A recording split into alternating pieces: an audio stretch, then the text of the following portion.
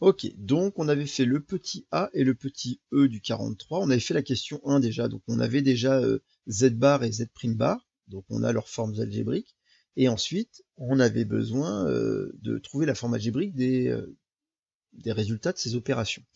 Je crois que Johan est pas là, je l'ai pas vu, mais lui par exemple dans le travail qu'il m'a renvoyé, donc en fait il a pas, euh, il s'est arrêté un peu trop tôt, c'est-à-dire qu'il n'a pas écrit, il n'est pas allé jusqu'à la forme algébrique. Par exemple, il aurait gardé le produit 5-3i fois 2 plus i. Et ça après, il faut évidemment continuer à transformer jusqu'à avoir la forme algébrique. Allez, on y va. Petit b, c'était donc le conjugué de z moins z prime. Voilà. Donc on sait que le conjugué de z moins z prime, c'est le conjugué de z moins le conjugué de z prime. Donc le conjugué de z, c'est 5 moins 3i, puisqu'on l'avait déjà calculé, hein, il est là. Et le conjugué de z prime, c'était 2 plus i. Il suffit d'abord de ne pas oublier d'écrire les petites parenthèses, et ensuite de les enlever les parenthèses. Donc, c'est égal à 5 moins 3i, et après ce moins, on va dire qu'on prend l'opposé de chacun des termes, donc moins 2, moins i. On réduit, 5 moins 2, c'est égal à 3, moins 3i moins i, moins 4i. Voilà. On continue, hein, au début, là, c'est très calculatoire. Donc le petit c, c'était le conjugué de 4z. Donc petit c, conjugué de 4z, c'est le... Alors cette fois, oui, alors le conjugué de 4z, on pourrait dire, c'est donc le conjugué de 4 multiplié par le conjugué de z. Mais 4, son conjugué, puisque c'est un nombre réel, ben son conjugué, c'est lui-même. Puisque en fait, 4, je vous rappelle que c'est égal à 4 plus 0i. Donc le conjugué de 4, c'est 4 moins 0i. Ben, dans les deux cas, c'est toujours 4. Hein. Donc autrement dit, le conjugué de 4, c'est 4. Et donc z bar, le conjugué de z, c'est 5 moins 3i. Et on n'a plus qu'à distribuer. Ça nous fait 4 fois 5, 20. 4 fois moins 3i, moins 12i.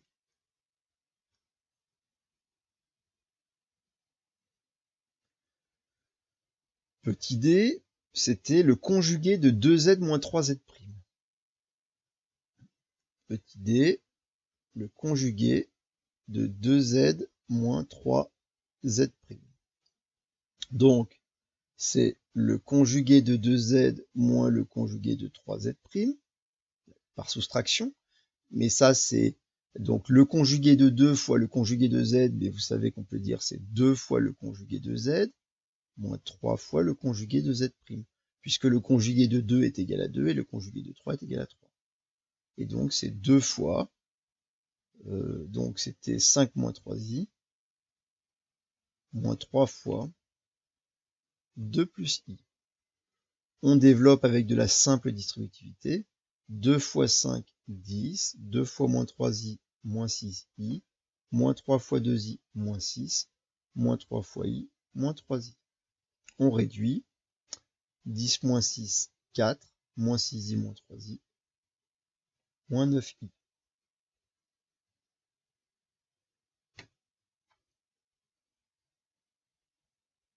Vous m'arrêtez si ça va trop vite ou s'il y a des questions. Le petit e, on l'a déjà traité, ici. Le petit f, c'était le conjugué de z bar, de z carré, pardon. Petit f, c'était le conjugué de z carré. Alors, z carré, c'est z fois z. Vous savez qu'on pourrait écrire z fois z. Et vous savez que ça, c'est le conjugué de z fois le conjugué de z. Puisque le conjugué se distribue facilement. Enfin, en tout cas, il y a cette propriété. En fait, c'est le conjugué de z au carré. Vous avez vu, le conjugué de z carré, c'est en fait le conjugué de z au carré. Et on vient de le redémontrer. Donc le conjugué de z, c'était 5 moins 3i au carré. Alors on fait attention là, je crois que c'est Johan de ce que j'ai vu qui avait fait une erreur. Ça, c'est pas a carré moins b carré. Hein. C'est a moins b au carré. Donc il faut développer comme unité intermarquable. a carré moins 2ab plus b carré. Donc 5 au carré, moins 2 fois 5 fois 3i, plus 3i au carré. C'est égal à 25, moins 10 fois 3, 30i, plus 9i carré. Mais i carré, vous savez que c'est égal à moins 1. Donc 9 fois i carré, c'est 9 fois moins 1. C'est 25, moins 30i, et plus 9 fois moins 1. Donc ça fait moins 9. 25 moins 9, c'est égal à 16. Et on trouve donc 16 moins 30i.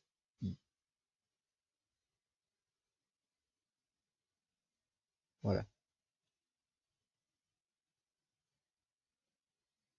D'accord, ça va, c'est vraiment très calculatoire, mais c'est le moment de retravailler aussi tout le calcul littéral et que l'on a pu travailler.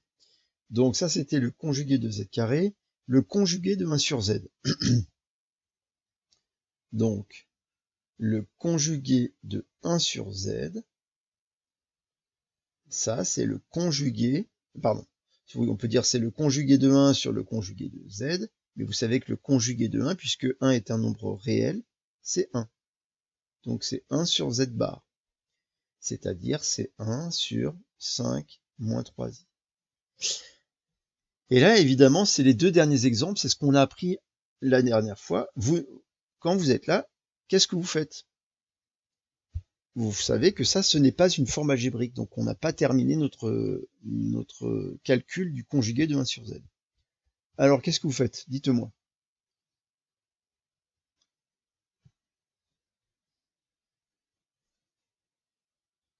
Et non. C'est-à-dire de faire ça. Et non. Ça, et oui, si ça c'était vrai, Gabriel, ça veut dire que 1 sur a moins 1 sur b, ce serait égal à 1 sur a moins b. Et ça, c'est complètement faux. Tu sais, quand tu as une différence de deux quotients ou de deux fractions, faut mettre au même dénominateur. Ça, comme c'est complètement faux, ce que tu m'as proposé n'est pas. Ok? Alors, une autre proposition. Qu'est-ce qu'on fait pour trouver la forme algébrique de 1 sur 5 moins 3i? Ça, c'est vraiment du cours. C'est une méthode qu'on a vue dans le cours la dernière fois. Il y a une méthode qu'il faut connaître par cœur. Comment se débarrasser du i qui se trouve au dénominateur?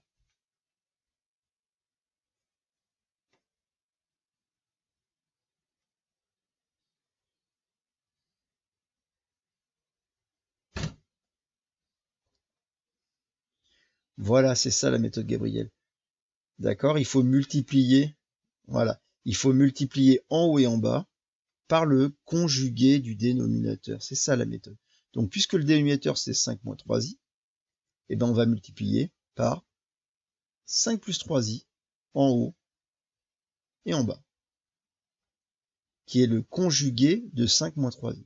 Pourquoi est-ce que c'est la méthode qui va fonctionner? Parce que ici, vous vous rappelez, on a vu que a plus ib fois a moins ib, c'est toujours égal à a carré plus b carré. C'est une des propriétés que l'on a vu dans le cours. Je vous la remontre. C'est d'elle que vient cette formule. On l'a démontré, hein, c'est seulement, ça se démontre facilement. Mais c'est cette formule-là que vous avez ici. Quand on multiplie un nombre avec son conjugué, z fois z bar, c'est toujours égal au carré de la partie réelle plus le carré de la partie imaginaire. Et il n'y a plus de i. Le fait qu'il n'y ait plus de i, ça nous apporte une méthode pour se débarrasser du i qui se trouve au dénominateur. Mais évidemment, si on multiplie par le conjugué en bas, on est obligé de le multiplier aussi en haut. Donc, en haut, il va nous rester 5 plus 3i. Et en bas, d'après cette formule-là, il va nous rester a carré plus b carré. Alors a, c'est égal à 5, donc ça fait 5 au carré. Plus b, c'est égal à 3, donc 3 au carré. Et donc, c'est égal à 5 plus 3i sur 25 plus 9. Ce qui nous fait 34. Et vous allez me le séparer en 5 sur 34. Et ce n'est que maintenant qu'on sépare. 5 sur 34 plus 3 sur 34 i.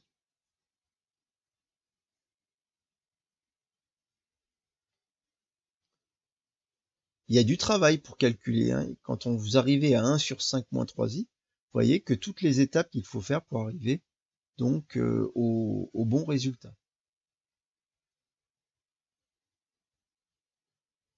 Ok, on continue, on aura encore un exemple comme ça à traiter, c'est le cas du petit h, c'est le conjugué de z sur z'. Alors allons-y, conjugué de z sur z'.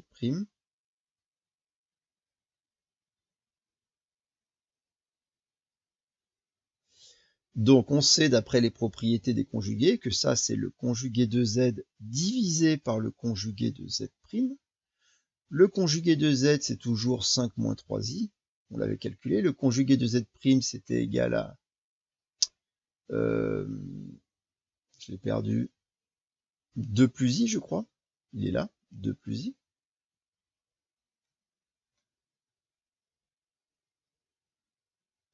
Et donc, il va falloir maintenant trouver la forme algébrique de ce quotient. Alors Noah, tu nous dis ce qu'on doit faire là pour calculer le quotient 5 moins 3i sur 2 plus i.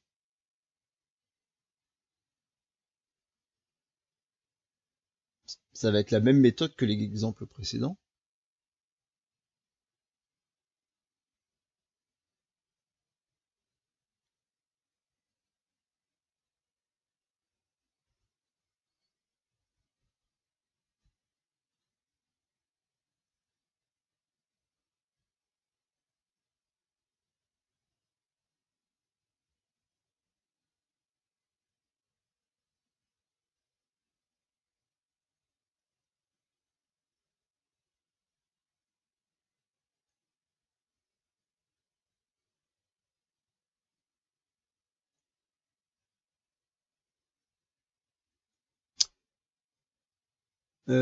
Tu vois plus le partage.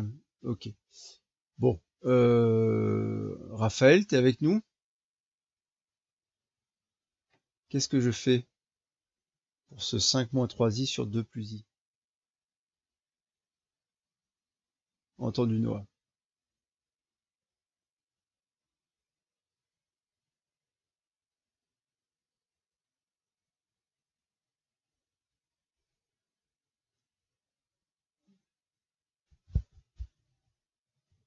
Alors Raphaël,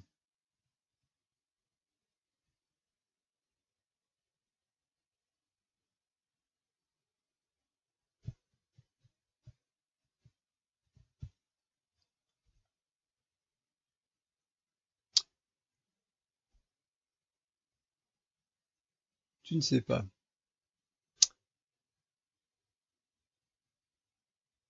L'étape d'avant là, c'est quand même, il faut quand même se dire que enfin je veux dire, c'est c'est important quand même que vous ayez conscience que ça sert à rien de faire des courses si vous retenez rien ou si vous captez rien à ce que je vous raconte.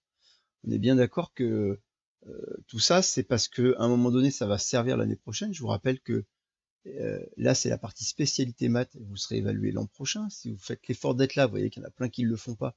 C'est bien à un moment donné pour qu'il en reste quelque chose.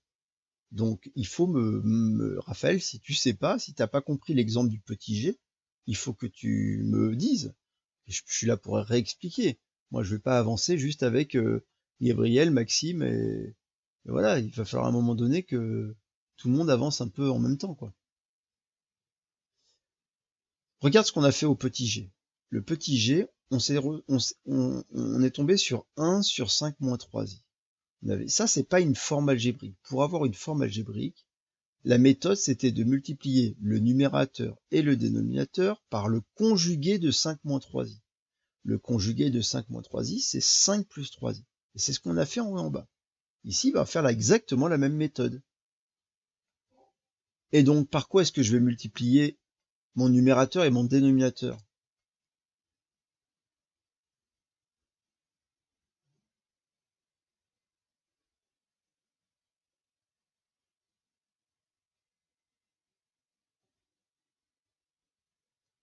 Oui, Johan, bonjour. J'ai reçu ton exercice, oui. On a commencé à corriger.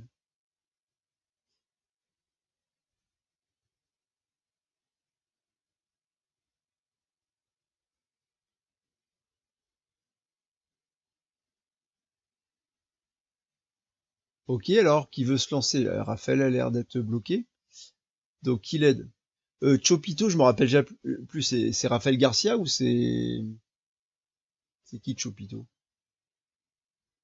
C'est Léo Vasseur. Léo, tu es avec nous? T'es là? Tu veux essayer? Par quoi on va multiplier en haut et en bas, là? On a le droit de se tromper, hein.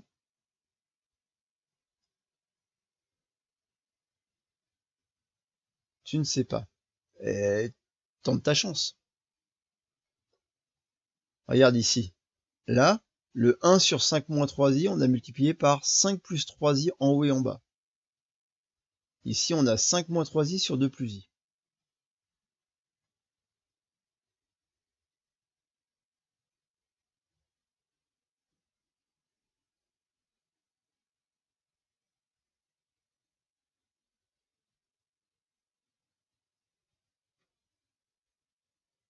Bon, Gabriel, oh vache, ah, attention, on va avoir Léo va nous mettre une proposition.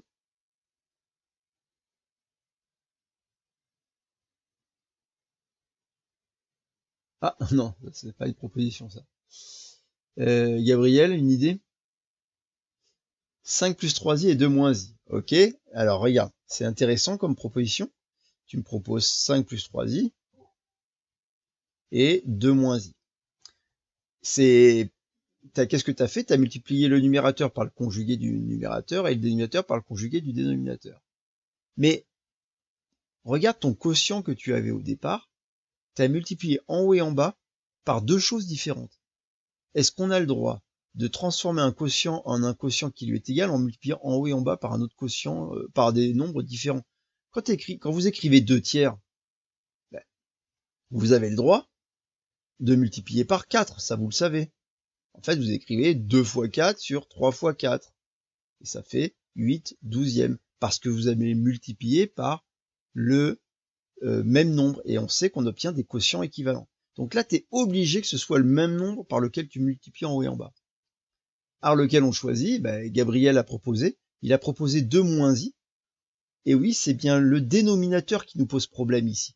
En fait, c'est pas ce 5 moins 3i qui pose problème. Ce qui pose problème, c'est le fait d'avoir un i au dénominateur.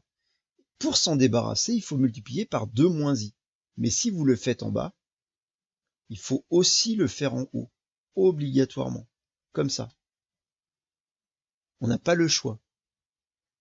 En bas, ça va nous enlever les i, grâce à la propriété qui est encadrée. Vous voyez qu'il n'y a plus de i là, quand vous avez du a plus ib, a moins ib, quand on multiplie deux nombres, ça c'est z et ça c'est z bar, hein. Quand vous multipliez z fois son conjugué, ça fait disparaître le i. Donc là, on est sûr qu'au dénominateur, il n'y aura plus de i. Ok, il y en aura encore au numérateur, il y a encore un peu de travail à faire. Raphaël, Biben, est-ce que ça va? Est-ce que tu comprends ce 2 moins i qu'on écrit en haut et en bas et que ça doit être obligatoirement le même?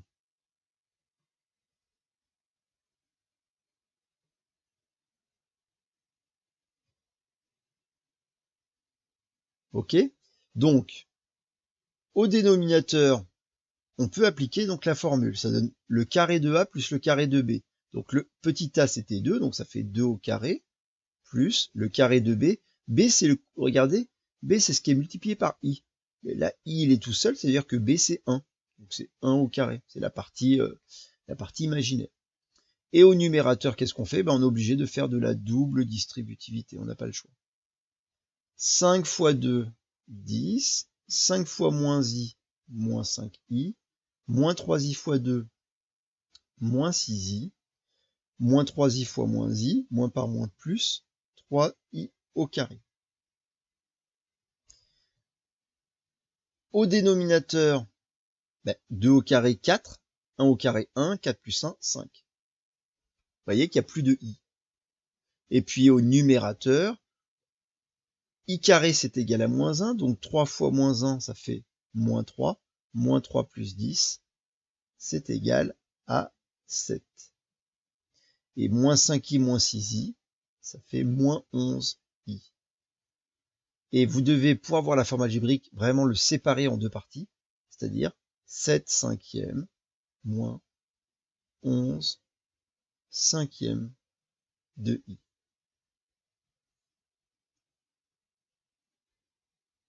Ok? Et ça, c'est une forme algébrique. On peut voir la partie réelle. La partie réelle de ce complexe-là, c'est 7 cinquièmes. La partie imaginaire, c'est moins 11 cinquièmes. Imaginez que je vous dise, donnez la partie réelle et la partie imaginaire, ben vous me diriez, vous m'écririez la partie réelle de z sur z' bar. La partie réelle, c'est 7 cinquièmes. Et la partie imaginaire de z, c'est, pardon, pas de z, mais la partie imaginaire de ce nombre-là, là, qui s'appelle z sur z' bar, c'est moins 11 cinquièmes. Vous n'écrivez pas le i dans la partie imaginaire, rappelez-vous. Hein, c'est le fameux petit b. Ok. Bon, voilà pour cet exercice 43. Il y avait encore pas mal de travail à faire. Alors, le 64 maintenant. On vous dit soit le nombre complexe z égale 2i moins 3. Et là, tout de suite, quand vous voyez ça, vous dites, ouh là, là, il y a un petit piège là. Le petit piège, c'est l'ordre. Donnez les parties réelles et imaginaires de z. Quelle est la partie réelle de z et la partie imaginaire de z? On s'écrit comme ça. Grand R petit e et grand I petit m de z. Alors, Johan, tu nous donnes la partie réelle de z?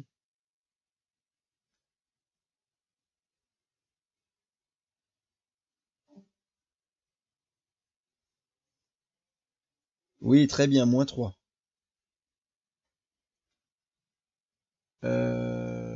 L'écran à charger, je revois de nouveau Noah. D'accord, parfait. Eh ben Noah, parfait. T'as bien fait de me le dire, comme ça tu vas me dire quelle est la partie imaginaire de Z dans le 64.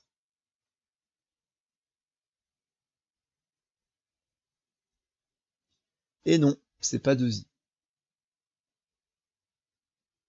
Qui me propose? C'est pas 2i moins 3. 2i moins 3, c'est carrément tout Z.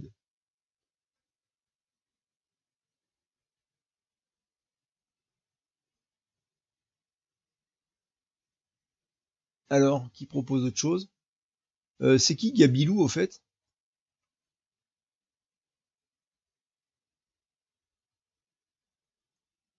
Ah oui, d'accord. Tu changes tes pseudos, moi je suis perdu. Bien. Donc, c'est 2, oui, il nous l'a proposé. Attention, la partie imaginaire, il faut pas donc écrire le i, Noah. D'accord? Ce qu'on appelle la partie imaginaire, je sais que c'est perturbant, mais c'est juste le coefficient de i, c'est lui là. C'est 2. Voilà. Donner son conjugué. Donc, petit 2, le conjugué, vous vous rappelez, on le note z bar. Alors, quel est le conjugué? Maxime, tu nous proposes le conjugué?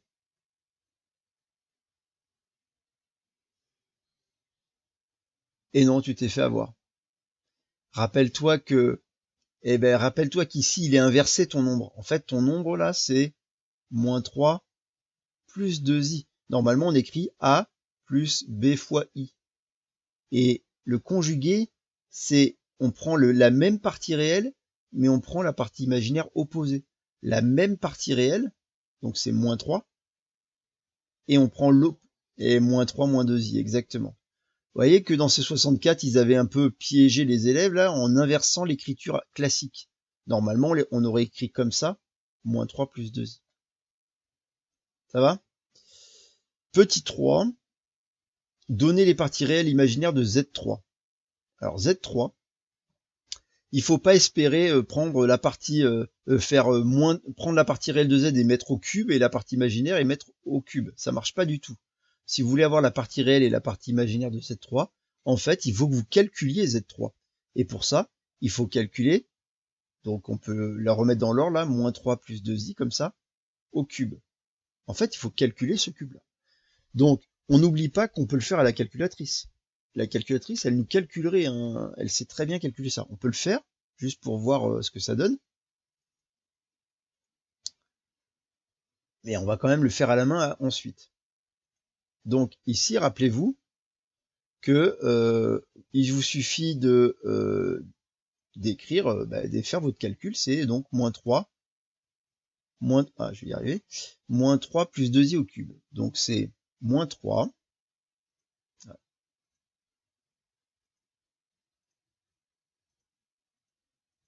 plus 2 fois i. Alors i, vous l'avez avec shift 0, comme ça.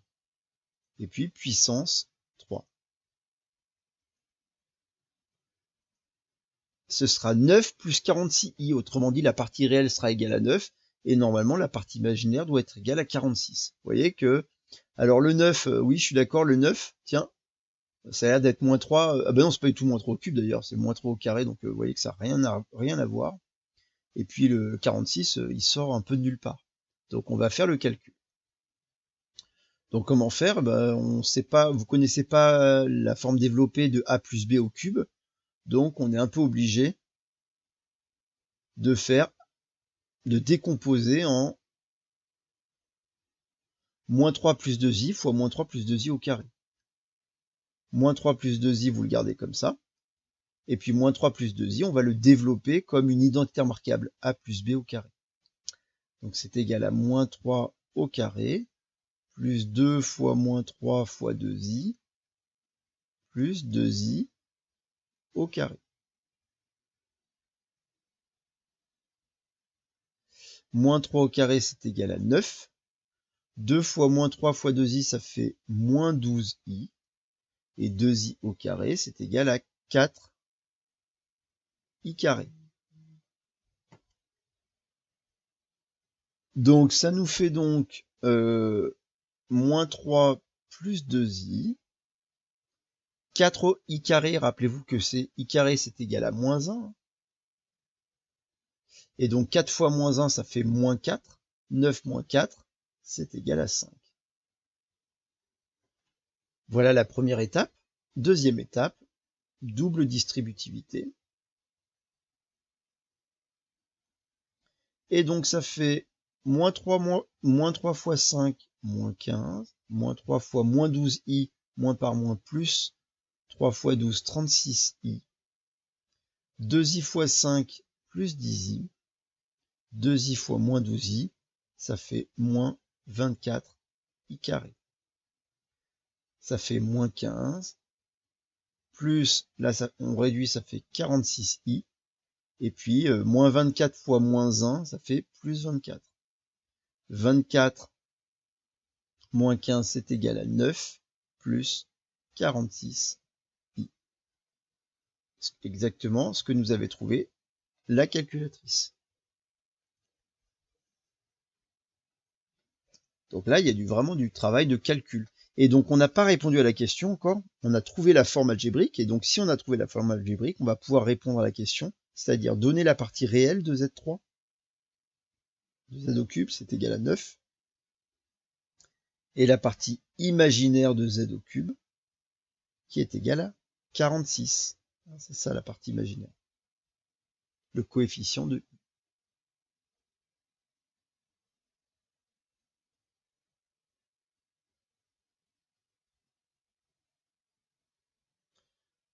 C'est bon? C'est le temps de noter?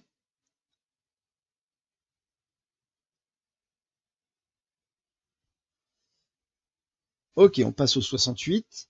Z égale 2 plus I, le conjugué... soit Z égale 2 plus I, le conjugué de Z'. Donner les parties réelles imaginaires de Z' et de Z carré. Alors si Z est le conjugué de Z', ça veut dire que Z' c'est le conjugué de Z. Donc évidemment, c'est un peu comme la notion d'inverse ou la notion d'opposé. Ils sont conjugués l'un de l'autre. Donc Z', c'est évidemment le conjugué de Z, c'est-à-dire 2 moins I. Donner la partie réelle et la partie imaginaire de Z'. La partie réelle de Z', c'est égal à 2. La partie imaginaire de Z', c'est égal à moins 1. Et le coefficient de I. Ensuite, la même chose pour z carré. Donc z carré, c'est 2 plus i au carré. Donc ça donne, on développe avec l'identité remarquable, c'est-à-dire 2 au carré plus 2 fois 2 fois i, plus i au carré. Ça fait 4, plus 4i. Et puis ici c'est i carré, c'est-à-dire moins 1. Autrement dit, 3 plus 4i. Donc la partie réelle de z carré, c'est égal à 3. Et la partie imaginaire de z carré est égale à 4. Les réponses, hein, c'est bien ça, c'est ça qui est demandé. Et vous voyez que pour finalement trouver les parties réelles et les parties imaginaires, eh ben, on travaille avec les formes algébriques.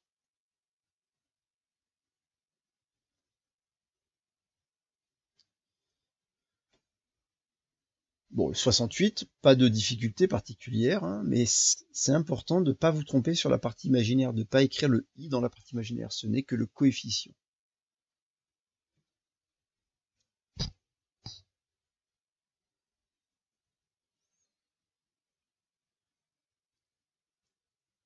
C'est bon? Alors, continuons, parce qu'on a encore du travail. On passe, il nous reste 2 exercices qui étaient des exercices sur un autre aspect qu'on avait vu la dernière fois, c'est-à-dire le fait que on allait pouvoir représenter les nombres complexes comme on a pu représenter les nombres réels. Les nombres réels, on les représentait tous sur un axe qu'on appelait l'axe réel. Ça, c'est l'axe réel, moins l'infini plus l'infini. Les nombres complexes, rappelez-vous, on va les représenter dans un plan muni d'un repère. On appelle ça le plan complexe. Donc ici, cet axe-là, on l'appelle l'axe réel et c'est là où on représentera les parties réelles de z. Et sur cet axe, on représentera les parties imaginaires de z. Autrement dit, si vous avez z qui vaut 2 plus 5i, eh ben il est exactement là votre nombre z.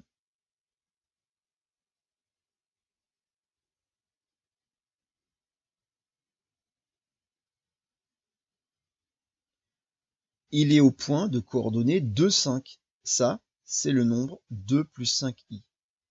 Alors, on dit que ce point-là est le point image de ce complexe-là. Mais des fois, on écrit carrément le nombre complexe dans le plan. On dit le nombre complexe, il est à cet endroit-là. Et chaque point du plan représente un nombre complexe différent. Et donc, vous voyez qu'il y a une infinité de nombres complexes. Il y en a beaucoup plus que les réels, puisque les réels se trouvent uniquement ici, sur cet axe. Alors que les complexes, c'est dans tout ce plan. Bon. Alors, à partir de la figure ci-contre, donnez les affixes des points A, B, C, D, E. Donc, première chose, alors les affixes, rappelez-vous, c'est un point représente un complexe. Le complexe qu'il représente, c'est son affixe. En fait, l'affixe, c'est une coordonnée, mais c'est une coordonnée complexe. Un point, il peut être repéré soit par 2 coordonnées réelles, qu'on appelle l'abscisse et l'ordonnée, soit par une seule coordonnée, mais qui est une coordonnée complexe, qui est donc un nombre complexe. Et donc, l'affixe de A, on le note ZA, Z indice A, et l'affixe de A, bah ici on va dire que, puisqu'il se trouve au point de coordonnées 4, 3, c'est le nombre complexe 4 plus 3i. Donc, soit j'écris ZA égale 4 plus 3i, soit j'écris que le point A se trouve à l'affixe 4 plus 3i. C'est sa coordonnée complexe, c'est son adresse si vous voulez, mais son adresse complexe, puisque c'est un nombre complexe qui indique sa position. Il n'y a pas deux nombres là. Il n'y a qu'un seul nombre, mais qui est un nombre complexe. Allez, on y va, c'est vous qui me dites. Maintenant, j'écris avec ZA, ZB, ZC, etc., qui sont les affixes des points. Alors, Raphaël Biben, tu me dis ZB. Lis-moi l'affixe du point B.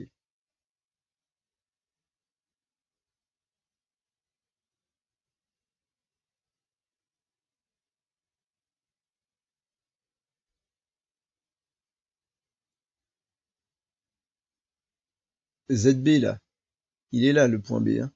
Donc quelles sont ses coordonnées? Donc quelle est sa coordonnée complexe qu'on appelle son affixe? Ah, c'est trop mou là, il faut que ça pulse un peu plus là.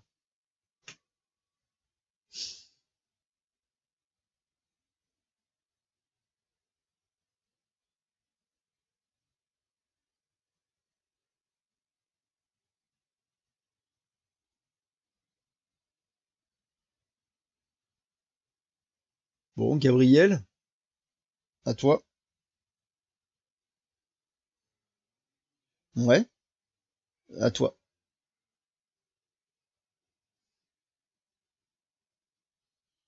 Moins 2 moins I, ça marche. Johan, ZC.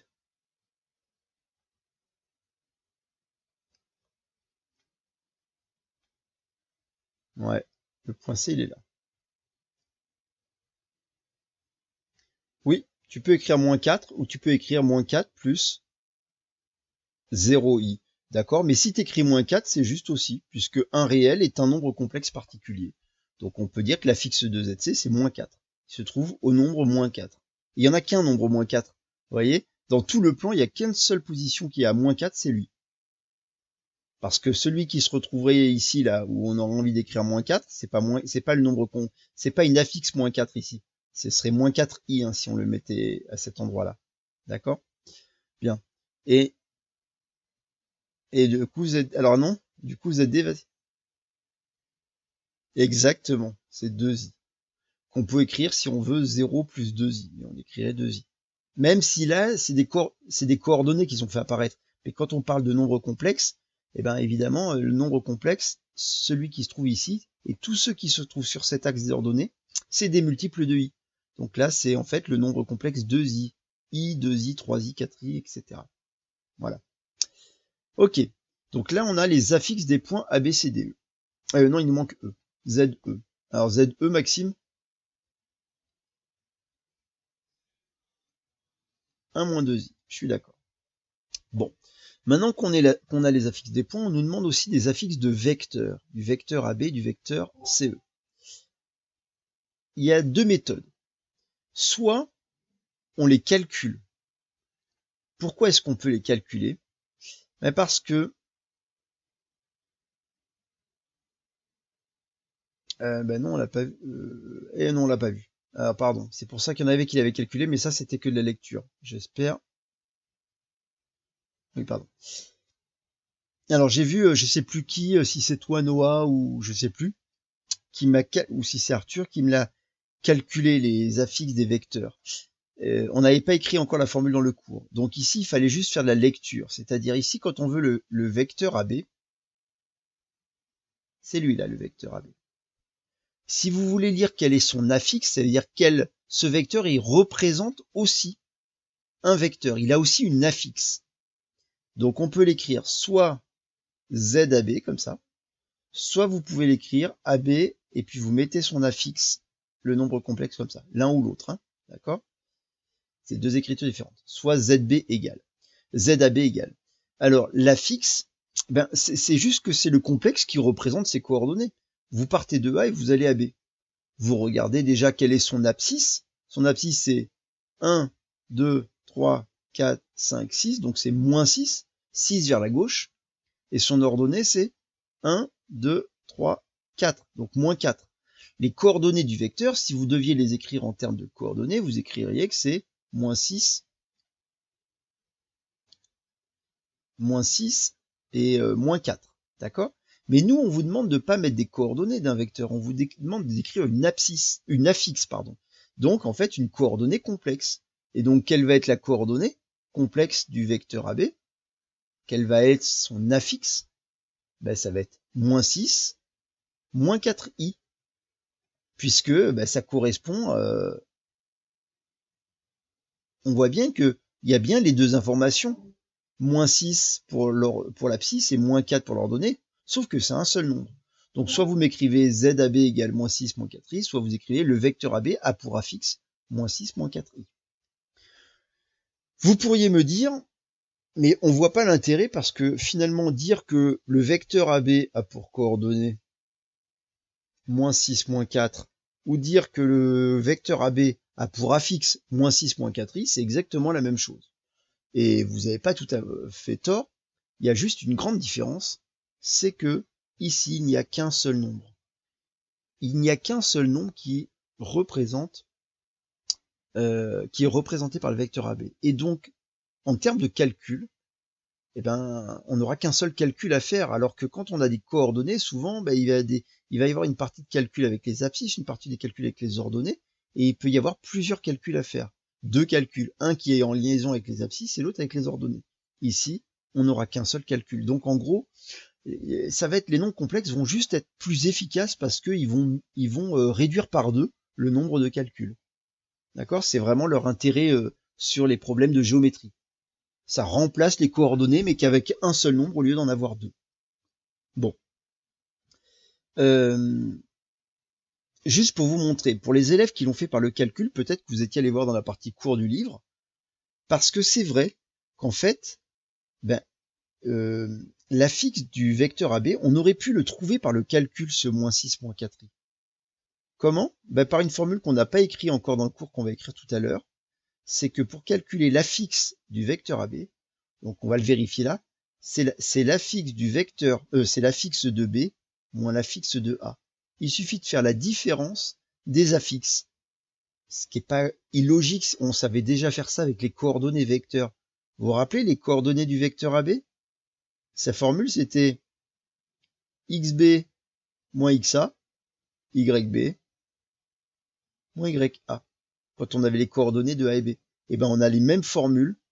Le vecteur AB a une affixe, c'est zb moins za. Vous voyez que c'est exactement la même chose, sauf qu'il n'y a qu'un seul calcul avec des nombres complexes au lieu d'en avoir deux ici. Et donc, on va le retrouver par le calcul. On va utiliser zb, c'était moins 2 moins i. Et za, c'est 4 plus 3i. Hein, c'est ce type d'exercice que vous allez devoir faire pour la prochaine fois. C'est-à-dire faire la même chose, mais au lieu de le lire graphiquement, il faut le trouver par le calcul. Donc ça nous donne moins 2 moins i, moins 4 moins 3i, on prend l'opposé de chacun des termes, moins 2 moins 4 moins 6, moins i moins 3i, moins 4i. Exactement ce qu'on a trouvé graphiquement. Donc ça, c'est méthode algébrique, on pourrait dire.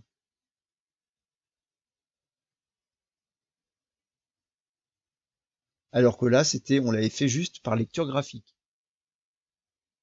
D'accord? Il demandait aussi la même chose pour le vecteur CE. Alors le vecteur CE, c'est celui-là. Donc on peut le faire soit par le calcul, soit graphiquement. On va le faire graphiquement. Donc regardez, quand je passe de C à E, j'avance de 1, 2, 3, 4, 5, et je descends de 2. Donc le complexe qui indique, qui est représenté par ce vecteur CE, c'est le complexe 5 moins 2i. CE, donc l'affixe de CE, l'affixe du vecteur CE, c'est 5 moins 2i, qu'on peut retrouver aussi par le calcul.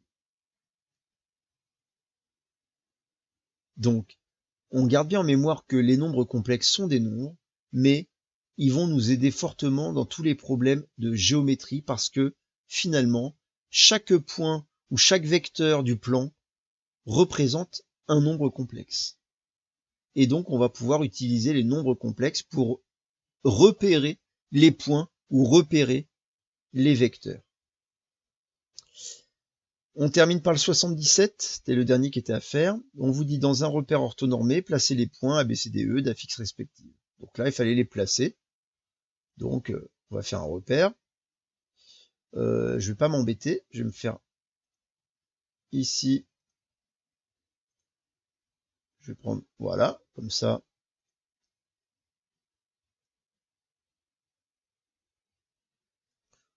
Je vais peut-être un peu plus bas, pour être sûr. Donc, on va se prendre un repère du plan. On va faire une petite copie de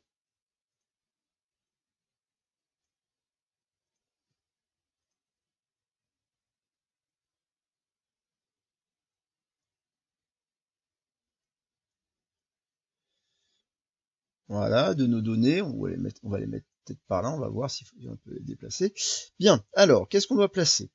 On doit placer le point A, donc on sait que ZA c'est 2 plus 3i, donc il faut qu'on se donne évidemment une origine, on l'a. Il faut qu'on se donne une unité, donc on pourrait dire qu'on est dans un repère OUV, ça veut dire que notre petit vecteur U, c'est lui. Je vais tracer d'ailleurs en rouge là, pour bien le visualiser. Donc ça c'est votre vecteur unitaire, il indique l'unité de l'axe d'abscisse, et lui l'unité de l'axe des ordonnées. Donc ça c'est V. Ok, allons-y. Donc ZA c'est 2 plus 3i, donc 2 ça veut dire que sa partie réelle est égale à 2, donc il est quelque part sur cette verticale, et puis 3i, et puis voilà votre point A, qui n'est pas très dur, hein, il se trouve ici. Le point B, ZB égale moins 3 plus I. Moins 3 partie réelle, donc moins 1, moins 2, moins 3. Partie réelle, moins 3, plus I, donc on monte de 1, et on arrive à notre point B. Donc c'est le point A pour affixe 2 plus 3i, le point B a pour affixe moins 3 plus i, vous voyez, on peut l'écrire comme ça. ZC c'est moins 3i. Moins 3i c'est ce qu'on appelle un imaginaire pur. Et vous savez que l'axe des imaginaires purs c'est l'axe des ordonnées. Donc moins 1, moins 2, moins 3i. Il est là le point C d'affixe moins 3i. ZD est égal à 2, c'est un nombre réel, et vous savez que cet axe des abscisses, c'est lui l'axe des réels. Donc 1, 2, voilà votre point D d'affixe 2. Et enfin ZE, c'est moins 1 plus 4, moins I plus 4, attention. Donc la partie réelle, c'est 4. Donc 1, 2, 3, 4. Et la partie imaginaire, c'est moins I. C'est moins 1, pardon. Donc on descend de 1. Voilà votre point E d'affixe moins I plus 4 ou 4 moins I qui revient en même.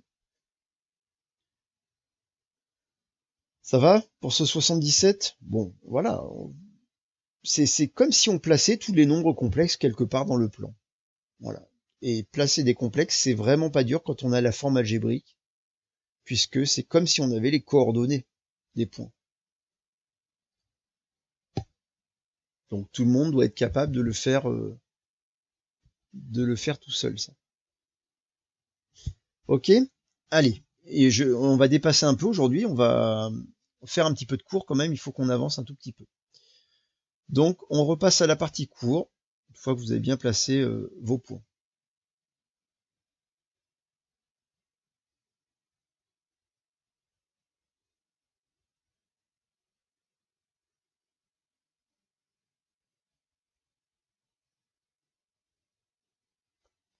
Jean est en train d'écrire, donc j'attends qu'il ait fini.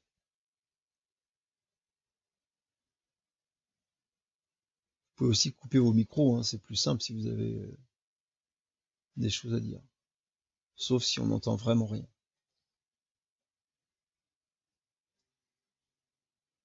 Ouais. Ouais. Ok, entendu. D'accord, ça marche. Allez, au revoir. Au revoir. Bien, alors c'est parti pour la partie cours. Donc vous reprenez votre partie cours ici, et on en était resté au petit 2. Donc, on en est là. Alors, ça va aller assez vite ici, c'est des petites formules de propriétés. On va pas faire les démonstrations parce qu'on n'est pas très en avance. En fait, maintenant qu'on a vu que les points, on allait pouvoir les repérer avec des nombres complexes, on va évidemment s'intéresser à des formules en liaison avec la géométrie, avec leurs propriétés des points. Par exemple, la notion de milieu. Ici, vous avez vu, quand j'ai 2 points A et B, je peux parler du segment AB. Hein. Et ce segment, si j'ai mes 2 points distincts, ce segment, il va avoir un milieu. Ce qui m'intéresse, c'est est-ce que je peux pas connaître l'affixe du milieu, la coordonnée complexe du milieu, si jamais je connais les coordonnées complexes des 2 affixes, des 2 extrémités du segment, ZA et ZB. C'est très simple, et la formule, elle est très simple. L'affixe du milieu, c'est égal à ZA plus ZB sur 2. Autrement dit, c'est la moyenne des affixes des deux extrémités. Mais ça doit faire écho aux formules qu'on avait déjà vues en seconde sur les coordonnées. Rappelez-vous que les coordonnées du milieu, c'était xa plus xb sur 2 et yk plus yb sur 2. C'est ça les coordonnées du milieu d'un segment quand on connaissait les coordonnées des extrémités. Et vous voyez que là, j'avais un point virgule, hein, j'ai deux coordonnées. Là, on n'a qu'une seule coordonnée complexe. Et c'est encore la même formule, c'est la moyenne classique. Et autre chose, le vecteur AB a une affixe qu'on note Z indice AB, c'est ce qu'on a dit tout à l'heure, et c'est très facile de calculer son affixe, c'est seulement l'affixe de B moins l'affixe de A. C'est-à-dire c'est la différence des affixes des extrémités. Mais on le savait déjà, je vous rappelle que en seconde, on a vu que le vecteur AB, ses coordonnées, c'était xb moins xa et yb moins ya. Vous voyez? Et donc là, c'est zb moins za en affixe complexe. Au lieu d'avoir deux nombres, on n'en a qu'un seul. D'accord? Bon, ça se démontrerait facilement, mais on va pas prendre le temps de le faire. Un petit exemple à traiter. En reprenant les points de l'exemple du paragraphe précédent, calculez l'affixe du point U milieu de AC et du point J milieu de BD. Alors, I milieu de AC. Donc, dans l'exemple ici, on avait je vais reprendre mes données. Voilà, tac. On va reprendre les deux données.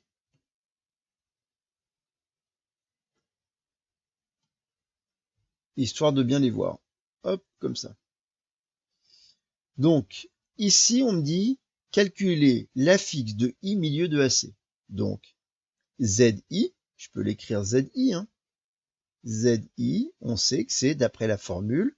Donc, du vecteur AC, c'est ZA plus ZC sur 2.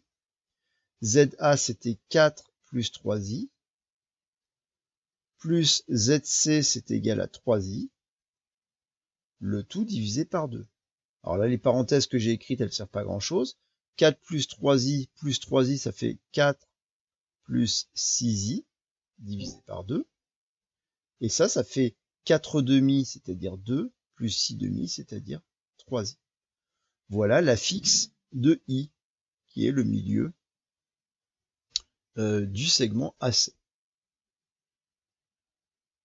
On nous demande de calculer. Ok, entendu, Jo. Ensuite, on demande de calculer l'affixe de J, milieu de BD. Donc, pareil, ZJ, c'est ZB plus ZD sur 2. Donc ZB ici, je l'ai perdu, il est là, c'est 1 moins I. Et ZD, c'est moins 3, moins I, le tout divisé par 2. Ça fait donc 1 moins 3, c'est égal à moins 2. Et moins I, donc c'est moins I, c'est égal à moins 2I. Sur 2, donc c'est égal à moins 1, moins I.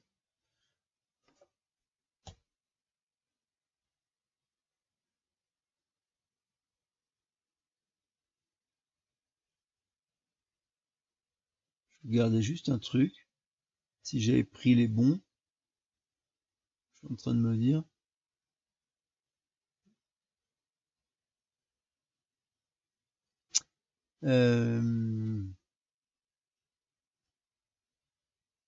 Bon, peu importe.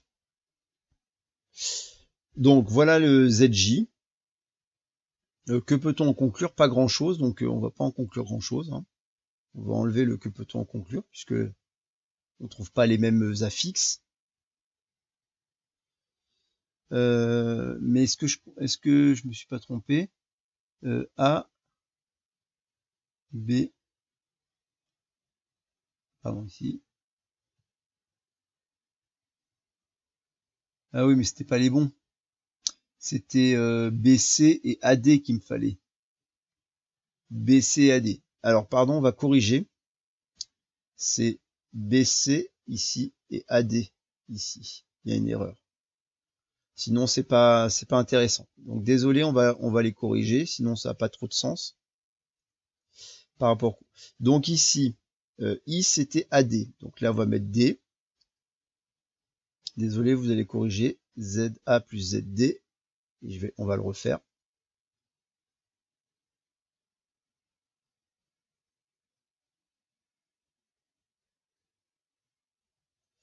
Et l'autre, c'était BC. Donc ici. Voilà.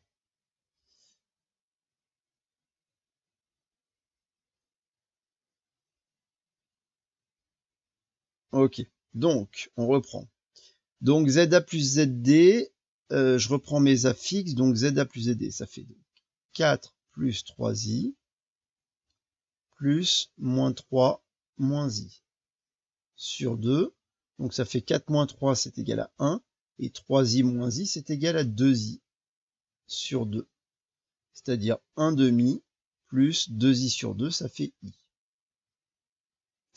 ZB plus ZC.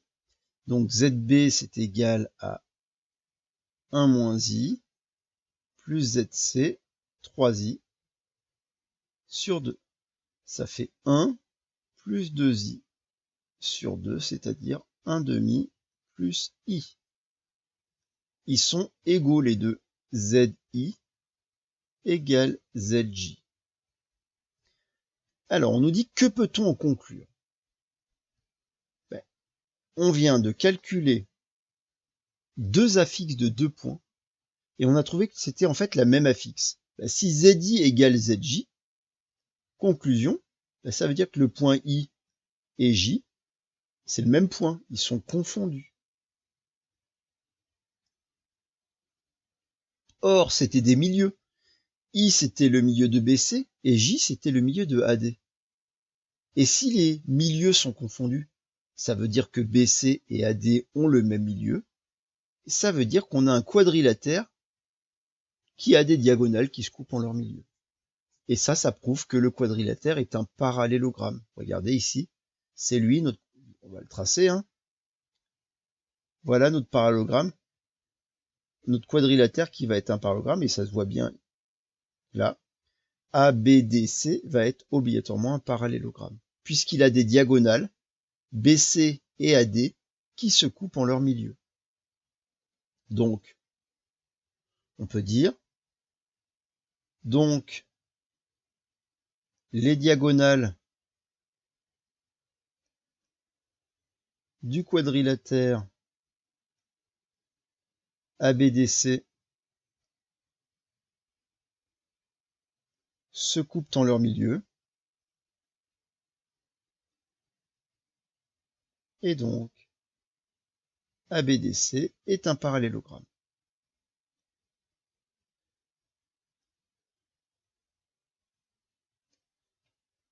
D'accord? Bon.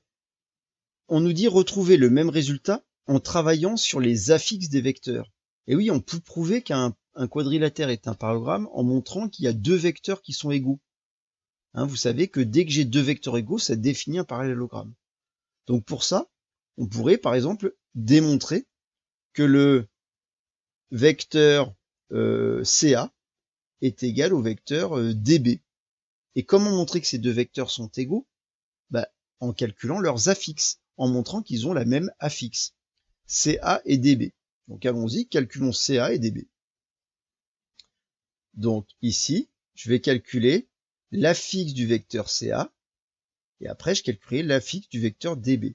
Si je prouve que les deux affixes sont égales, ça me prouvera que les deux vecteurs sont égaux. Alors l'affixe de CA, j'ai une formule maintenant, je sais que c'est l'affixe de A moins l'affixe de C. L'affixe de A, 4 plus 3i, moins l'affixe de C. L'affixe de C, 3i. 3i s'élimine, il reste 4. Donc l'affixe du vecteur CA, c'est égal à 4. L'affixe de DB, c'est ZB moins ZD. L'affixe de B, c'est égal à 1 moins I. L'affixe de D, c'est égal à moins 3 moins I. Ça nous donne 1 moins I plus 3 plus I. Les I s'éliminent. 1 plus 3 égale 4. Donc, les deux affixes étant égales, ça veut dire que le vecteur CA est égal au vecteur DB. Et ça prouve que le parallélogramme, enfin le quadrilatère ABDC est un parallélogramme.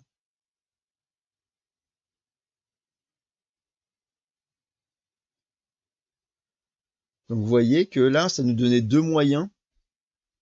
Il y avait deux manières de démontrer que c'était un parallélogramme avec les complexes, soit en calculant les deux affixes des milieux, grâce à la formule des calculs des affixes, soit en calculant les affixes des vecteurs, de deux vecteurs, en montrant que c'était la même affixe, donc on avait des vecteurs égaux, donc un parallélogramme. Ok. Il faut quand même que je termine juste ça, et on aura fini pour aujourd'hui. On écrira juste le travail à faire.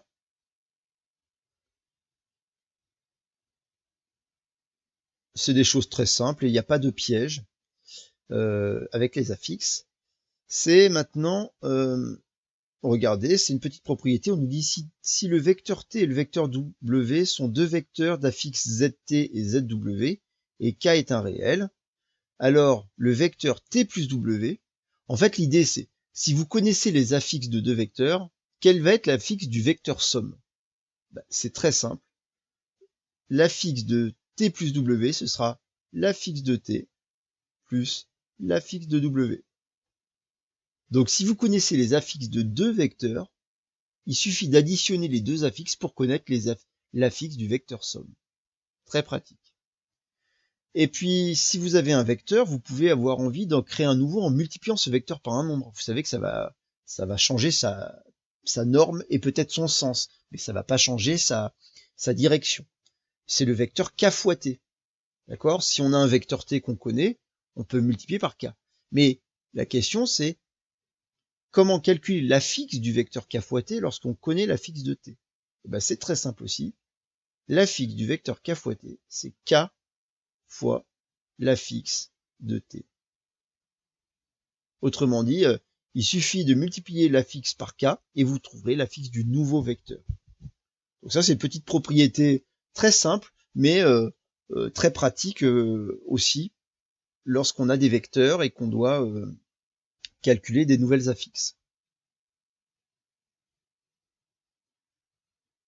Donc un exemple et c'est fini. En reprenant les vecteurs de l'exemple du paragraphe précédent, calculer l'affixe du vecteur V1 plus V2. Donc c'est pareil, je vais faire un petit copier-coller de nos données là. C'était ici, on avait trouvé ça. Donc je vais ouais, c'était l'affixe, on avait les affixes là. Voilà. Donc, je vais les reprendre ici. Alors j'ai pas besoin de tout d'ailleurs. C'est pas très grave. Donc ici on avait alors on veut donc l'affixe du vecteur V1 plus V2. La propriété du cours nous dit que c'est l'affixe du vecteur V1 plus l'affixe du vecteur V2. Mais l'affixe du vecteur V1, vous rappelez-vous, on l'avait noté Z1, et l'affixe du vecteur V2, on l'avait noté Z2. Donc il n'y a plus qu'à additionner Z1 plus Z2, c'est-à-dire 6, c'était l'affixe du vecteur Z1, et puis moins 4i, l'affixe de vecteur Z2, V2. Donc c'est 6 moins 4i. Voilà. Et puis 1,5 V4, on veut l'affixe du vecteur 1,5 V4, du vecteur V4, et ben on sait que c'est 1,5 fois l'affixe du vecteur V4, c'est-à-dire 1,5 fois Z4, puisqu'on l'avait noté Z4, c'est lui. Donc, c'est-à-dire 1,5 fois moins 3 plus 3i. Ça nous donne donc 1,5 fois moins 3, ça fait moins 4,5, plus 4,5 fois i. Voilà l'affixe de ce nouveau vecteur. On l'a même pas tracé, mais on sait quand même quelle est, on sait trouver son affixe, c'est-à-dire sa coordonnée complexe. D'accord? Bon, un peu rapide sur la fin, mais voilà, je veux pas non plus trop dépasser, donc j'ai un tout petit peu accéléré. Alors, c'est pas non plus des choses très compliquées, mais encore faut-il être un peu à l'aise sur sur la géométrie de seconde, et en particulier la notion de vecteur. Alors, voilà.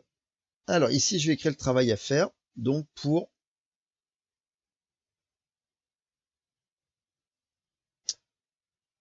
travail, donc pour, on se revoit mardi 9.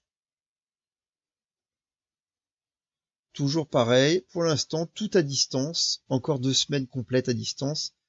Donc on aura terminé les complexes. Hein, l'idée, on a 4 cours, en 4 cours, on aura terminé les complexes pour pouvoir faire le dernier chapitre où on reviendra sur les fonctions en présentiel pour les élèves qui seront là. Donc, voilà les exercices que vous avez à faire.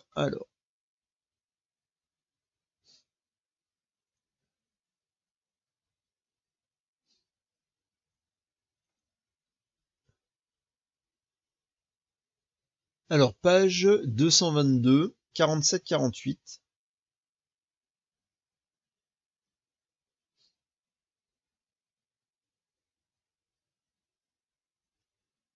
Euh, 84, page 225.